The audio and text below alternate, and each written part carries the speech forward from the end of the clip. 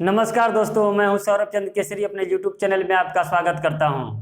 और आज मैं कक्षा 11 का केमिस्ट्री लेकर के आया हूं दोस्तों। इससे पहले मैं छोटा छोटा 2 पार्ट केमिस्ट्री का बना चुका हूं, जिसमें बेसिक नॉलेज मिलेगी। और आज से हम लोग शुरुआत करेंगे कि हमें टॉपिक कौन कौन सा पढ़ना है। मैं यहाँ पर नोट्स बनवाने वाला नहीं हूँ दोस्तों, बस आपको टॉपिक को समझाऊंगा और आप बुक्स या फिर क्वेश्चन बैंक से आप पढ़ते रहें, अपने एग्जाम की तैयारी करते रहें। दोस्तों बात करते हैं, ये द्रव्यमान तथा भार क्या होता है, क्या इन दोनों में अंतर है, क्या मास एंड वेट। फिर बात करेंगे कि आयतन क्या होता है, वॉल्यूम क्या होता है, घनत्व डेंसिटी, ताप टेम्परेचर, ये होता क्या है। फिर उसके वैज्ञानिक संकेत, ये साइंटिफिक नोटेशन क्या होता है, स्टैंडर्ड नोटेशन क्या होता है, उसकी चर्चा करेंगे। सबसे पहले बात करते हैं द्रव्यमान। द्रव्यमान क्या होता है तो दोस्तों, किसी भी पदार्थ में उपस्थित उसकी कुल मात्रा को द्रव्यमान कहते हैं। दोस्तों द्रव्यमान कभी भी अपरिवर्तित ही रहता है, कभी भी परिवर्तित नहीं होता है। आप उसे पृथ्वी पर ले जाइए, चाहे मंगल ग्रह पर ले जाइए, चाहे चांद पर ले जाइए। लेकिन भार, यहाँ पर थोड़ा सा स्टूडेंट को थोड़ा सा कंफ्यूजन होता है कि द्रव्यमान तथा भार दोनों एक ही है, परंतु दोस्तों थोड़ा सा अंतर यह है कि ये अपरिवर्तित रहता है, परंतु भार वेट परिवर्तित रहता है। ये चंद्रमा पर जाएंगे तो कुछ और होगा, पृथ्वी पर रहेंगे तो कुछ और होगा, पृथ्वी के ध्रुवों पर कुछ और रहेगा, इक्वेटर पर कुछ और रहेगा। तो ऐसा क्यों होता है, क्योंकि भार दोस्तों गुरुत्वाकर्षण पर निर्भर करता है। किस प्लेनेट का, किस ग्रह का कितनी ग्रेविटी है, वो उस पर निर्भर करता है। तो दोस्तों ये मानकर चलिए हमारे पास मार्कर है, ये जमीन पर रखा हुआ है, मानकर चलिए कि जमीन पर रखा हुआ है।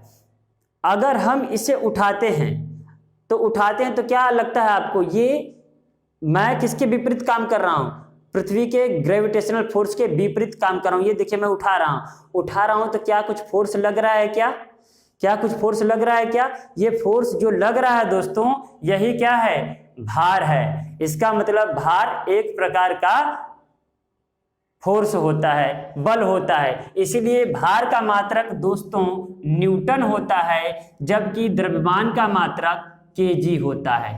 उम्मीद करता हूं समझ में आया होगा दोस्तों। याद रहे, जब भी भार की बात करेंगे क्या होता है, द्रव्यमान। देखिए मैं वेट की मैं बात कर रहा हूं दोस्तों, तो द्रव्यमान मतलब मास गुणित ग्रेविटी मतलब गुरुत्वीय त्वरण। ठीक है दोस्तों, मास मतलब द्रव्यमान बट इनटू ग्रेविटी, ये हो गया आपका भार। लेकिन द्रव्यमान क्या होता है दोस्तों, इसमें उपस्थित कुल मात्रा, यही उसका द्रव्यमान। इसमें कितने पदार्थ उपस्थित हैं इस पूरे मार्कर में, वही उसका द्रव्यमान होगा। बात करते हैं आयतन। तो आयतन क्या है, किसी भी पदार्थ के द्वारा घेरा गया कुल स्थान आयतन कहलाता है।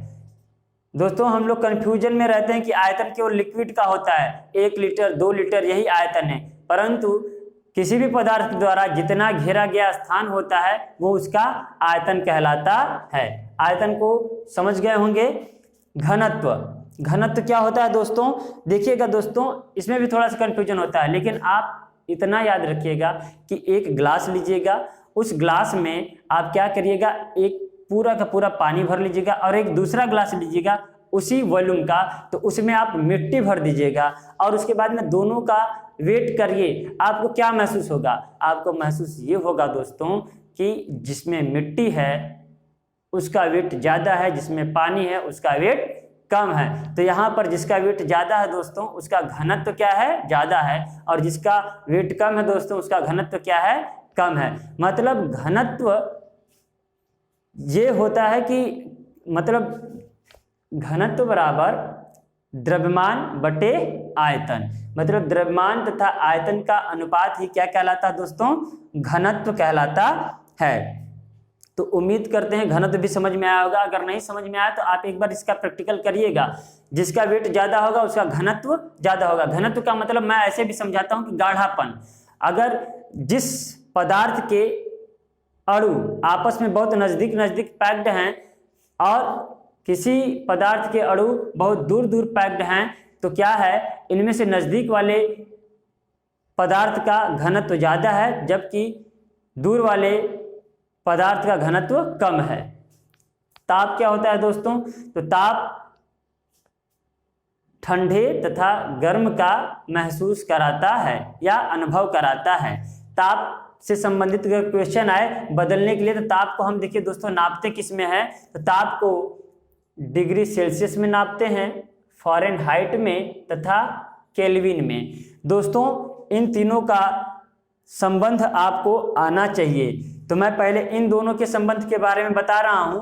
क्या होता है? C/100 दोस्तों, C/100 इक्वल टू फ़ारेनहाइट -32/180। ये आपको क्या है दोस्तों याद होना चाहिए। इसी को एनसीईआरटी में सॉल्व करके लिख दिया है दोस्तों। अगर सॉल्व करेंगे आप तो क्या हो जाएगा? 1 0 से 1 0 खत्म, 2 पंजे 10, 2 9 18। ठीक है दोस्तों, तो C इक्वल टू ये हो जाएगा 5/9 इंटू F-32। ये एनसीईआरटी में दिया है ये, तो आपको जो अच्छा लगे वो आप याद रखिए। देखिए दोस्तों, फिर उसके बाद में डिग्री सेल्सियस और केल्विन में क्या होता है, तो यहाँ पर याद रहे कि डिग्री सेल्सियस ये 0 डिग्री सेल्सियस है। अगर 0 डिग्री सेल्सियस, मैं और थोड़ा सा बड़ा लिखता हूँ दोस्तों ताकि आपको स्पष्ट दिखाई दे। 0 डिग्री सेल्सियस को हम जब केल्विन में बदलेंगे तो बस इतना याद रहे आपको 273 क्या कर देना, उसमें ऐड कर देना है दोस्तों। क्या कर देना है? ऐड कर देना है। कोई दिक्कत इसमें? इतना आप कर देंगे, ऐड कर देंगे। ठीक है, मैं ऐसे लिख देता हूं ताकि आपको स्पष्ट समझ में आ जाए। ये 200 मतलब 0 डिग्री सेल्सियस इक्वल टू होता क्या है, तो आप लिखेंगे 0 प्लस इतना केल्विन। कोई दिक्कत दोस्तों? अब बात करते हैं वैज्ञानिक संकेत का। साइंटिफिक नोटेशन क्या होता है, आप नोट्स बनाते रहिएगा। अब आगे बात करते हैं साइंटिफिक नोटेशन क्या है। तो किसी भी राशि को उसके 10 की घात के रूप में लिखना ही वैज्ञानिक संकेत कहलाता है। अब देखिए दोस्तों, वैज्ञानिक संकेत लिखने का तरीका क्या है, मैं यहाँ पर आपको बताना चाहता हूँ कि मैं इस प्रकार से लिखा हूँ 256। तो 256 को लिख क्या सकता हूँ? 256 को हमें 10 की घात के रूप में लिखना है दोस्तों। तो हम बात करते हैं इसको इस तरीके से लिख सकते हैं, 256 लिख दिए। अब लिखने का तरीका यह है कि आप सीधे एकदम लेफ्ट में जाइए, इधर जाइए। लेफ्ट में क्या है? 2 है, तो कम से कम एक अशून्य अर्थात 1 से लेकर 9 तक होना चाहिए, शून्य नहीं होना चाहिए। एक अशून्य के बाद तुरंत दशमलव लगा दीजिए, पॉइंट लगा दीजिए। अब आप लास्ट में देखिए कितने पॉइंट के बाद, कितने डिजिट मतलब कितने अंक के बाद दशमलव लगाए हैं। तो आप गिनिए इधर से 1 2, आपको गिनने आया होगा 1 2, 2 अंक है दोस्तों, तो गुणे 10 पे घाते 2 लिखेंगे। ये हो गया आपका वैज्ञानिक संकेत। 256 को क्या लिख सकते हैं दोस्तों?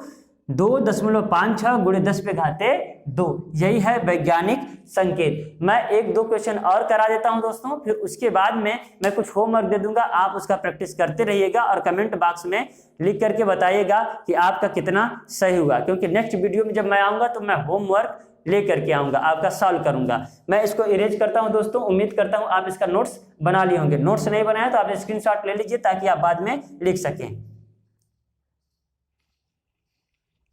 ठीक है दोस्तों, आगे बात करते हैं हम लोग वैज्ञानिक संकेत को और कैसे कैसे लिख सकते हैं। देखिएगा, हमारे पास ये है 0.00765। ठीक है दोस्तों, तो इसको वैज्ञानिक संकेत के रूप में लिखना है तो हम ऐसे लिखते हैं। हमने क्या बताया दोस्तों, आप एकदम लेफ्ट में जाइए। मैं एकदम जा रहा हूं लेफ्ट में, यहां पर आ गया। मैंने कहा लेफ्ट में जाते जाते बाएं में जाइए और वहां पर रुक जाइए जहां पर अंतिम अशून्य अंक है। तो अंतिम अशून्य अंक 7 है और यहां पर लिख लेंगे 765 लिख लिए। अब 7 के तुरंत बाद पॉइंट लगा देंगे दोस्तों। 7 के तुरंत बाद पॉइंट लगाए तो अब हमें यह देखना है कि ये पॉइंट किधर की ओर गया है। देखिए 1 2 3 मतलब 10 की घात 3 होगा, परंतु माइनस होगा कि प्लस। तो ये देखिए दोस्तों, ये पॉइंट इधर से गया 1 2 3, तो आप लिखेंगे माइनस। मेरी बात समझ में आया होगा दोस्तों। अब मैं बता देता हूं कि कब प्लस रहेगा कब माइनस। तो दोस्तों ये एक लाइन है, आप इसको क्या करते हैं, इधर से जा रहे हैं मतलब इस दिशा में अगर आप जा रहे हैं तो राइट की ओर जा रहे हैं, दाएं की ओर जा रहे हैं। मतलब अगर लेफ्ट टू राइट अगर आप जाते हैं, किधर से दोस्तों, लेफ्ट टू राइट, तो आप माइनस लिखेंगे। और दोस्तों यही ऐसे आते हैं राइट टू लेफ्ट आते हैं दोस्तों, देख लीजिए मैंने तीर लगा दिया है, अगर आप लेफ्ट की ओर आते हैं तो आप प्लस लगाएंगे दोस्तों। उम्मीद करता हूं ये समझ में आया होगा। और एक क्वेश्चन मैं और 2 क्वेश्चन करा देता हूं आपको, मैं इसको मिटा रहा हूं दोस्तों। यहां पर मैं 2 क्वेश्चन लिख देता हूं, एक ये है आपके पास, ये है, इसको वैज्ञानिक संकेत में मैं लिख देता हूं, उसके बाद में 0.000698 इसको लिखता हूं। देखिए दोस्तों, इसको लिखने के लिए मैं क्या कर दिया हूं, लास्ट में अशून्य कहाँ है, ये यहाँ पर अंत में आना है एकदम बाएं में, तो मैंने इसको लिख दिया, पूरा का पूरा लिख दिया, और हमने पॉइंट यहाँ लगा दिया, हमने अभी बताया था।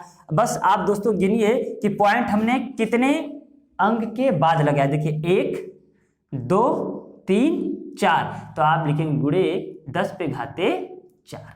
अब यहाँ पर प्लस ही रहने दिया हूं मैं, माइनस क्यों नहीं लिखा, क्योंकि देखिए दोस्तों राइट टू लेफ्ट आया है, इधर से आया है कि नहीं आया, तो 1 2 3 4, तो यहाँ 10 पे घाते 4। अब देखिए मैं इसको लिख रहा हूं दोस्तों, तो ये लास्ट में हम इधर से ही आ रहे हैं, इधर से आते आते ये देखिए 0 है, लेकिन हमको 0 नहीं लेना है, हमें लेना है अशून्य अंक, तो मैं लिख दिया 6 9 8, तुरंत यहाँ पर पॉइंट लगा दिया दोस्तों। अब सवाल यह है कि ये पॉइंट यहाँ था तो कहाँ गया, कहाँ, देखिए 1 2 3 4 5, 5 डिजिट के बाद चला गया, तो मतलब 10 पे घाते 5 होगा। अब बताइए दोस्तों ये मैं किधर से गया हूं, ये पॉइंट इधर से इधर गया है ना, देखिए लेफ्ट टू राइट गया है कि नहीं गया है, तो लेफ्ट टू राइट जाने पर यहाँ पर हम क्या लगा देंगे, माइनस। उम्मीद करते हैं दोस्तों ये आपको वैज्ञानिक संकेत भी समझ में आया होगा। नहीं समझ में आया है तो फिर कमेंट करिएगा, फिर डिलीट कर फिर से बनाएंगे आपको, ठीक है। अब बात करते हैं सार्थक अंक। यहाँ पर नोट्स लिखवाने का टाइम नहीं है दोस्तों, इसलिए मैं जल्दी जल्दी ही बताऊंगा आपको कि सार्थक अंक होता क्या है। तो देखिए मैंने ऐसे लिख दिया, स्क्रीनशॉट लेकर के आप समझ भी सकते हैं, लिखने की कोई आवश्यकता नहीं है।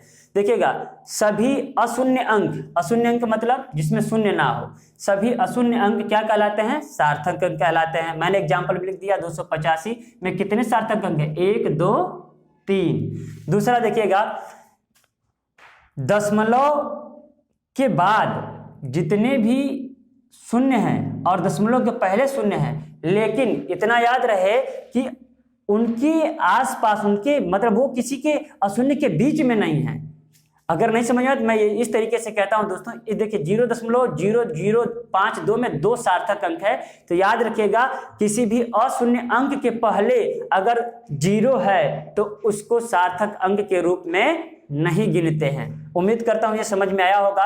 अब देखिएगा 2 अशून्य अंक के बीच में आने वाले सभी शून्य दोस्तों सार्थक अंक कहलाते हैं, अर्थात इसमें 4 सार्थक अंक हैं, 1 2 3 4। सपोज करिए दोस्तों मैं अगर इसको ऐसे लिख दूं, 2 दशमलव नहीं लिखा हूं, 3 1 4, ये देखिए 26 और 1 इनके बीच में एक शून्य आया है, तो इसमें भी 4 सार्थक अंक हैं, ठीक है दोस्तों। अब देखिएगा ये लिखा हूं, दशमलव के बाद अगर कोई अशून्य है और उस अशून्य के बाद अगर 0 है, अगर शून्य है, तो वो सभी के सभी सार्थक अंक कहलाएंगे।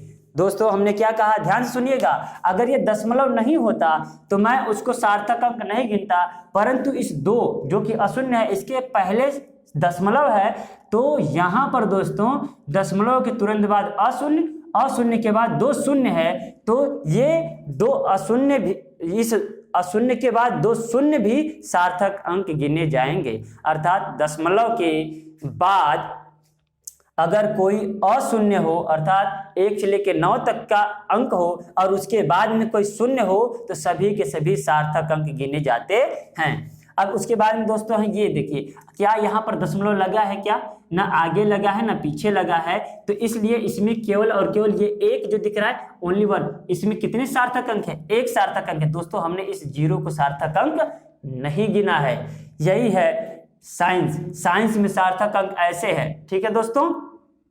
अगर यहीं पे मैं दशमलव लगा देता या दशमलव मैं यहीं पर लगा देता 1 के बाद, तो सभी के सभी क्या कहलाते हैं दोस्तों, सार्थक अंक। उसका एक नमूना यहाँ पर है, देख लीजिएगा, यहाँ 1 है, 0 0 फिर दशमलव फिर 0, तो यहाँ पर देखिए दोस्तों दशमलव लगा है, दशमलव के बाद भी सार्थक अंक कहलाएगा, इसके पहले भी सार्थक अंक कहलाएगा, यदि इन 0 के पहले कोई अशून्य अंक हो तब। तो यहाँ पर 1 2 3 4 सार्थक अंक है, अर्थात किसी अशून्य अंक के बाद चाहे जितना भी जीरो हो, परंतु उसके बाद अगर एक दशमलव लग जाए तो सभी के सभी सार्थक अंक गिने जाते हैं। ठीक है दोस्तों, देखिए यहाँ पर 100 लिखा है, मैं यहाँ पर 200 लिख रहा हूँ, इसमें सार्थक अंक केवल 1 है, लेकिन मैं यहाँ पर बस ऐसे लिख दूँ 200 जीरो नहीं लिखता हूँ, तो इसमें 3 हो गए सार्थक अंक, लेकिन यहीं पर मैं 200.0 लिख दूँ तो इसमें 4 हो गए सार्थक अंक। दोस्तों इसमें 1 सार्थक अंक, इसमें दोस्तों 3 सार्थक अंक, इसमें दोस्तों 4 सार्थक अंक। उम्मीद करता हूँ ये समझ में आया होगा। लास्ट देखिएगा 7वां कि 10 की घात में आने वाला संख्या सार्थक अंक नहीं गिना जाता, अर्थात ये सार्थक अंक में काउंट नहीं होगा, केवल और केवल यही सार्थक अंक में काउंट होगा। तो 4, 0, 1 ये 3 सार्थक अंक हैं, ये 3 सार्थक अंक है। दोस्तों अगर मैं इसको लिख दूं 25 गुणे 10 पे घाते 10, तो दोस्तों इसका मतलब ये मत सोच लीजिएगा 10 पे घाते 10 तो 0 आ जाएगा, तो क्यों नहीं गिना जाएगा, ये नहीं गिना जाएगा, बस इसमें यही 1 और 2 यही 2 ही सार्थक अंक होते हैं। ज़्यादा लंबा वीडियो नहीं लेना चाहते हैं दोस्तों, उम्मीद है आपको समझ में आया होगा। मिलते हैं नेक्स्ट वीडियो में। वीडियो अच्छा लगे तो लाइक करें, सब्सक्राइब करें और मेरे चैनल को कम से कम 1000 सब्सक्राइबर तक पहुंचाएं। मिलते हैं नेक्स्ट वीडियो में। Thank you.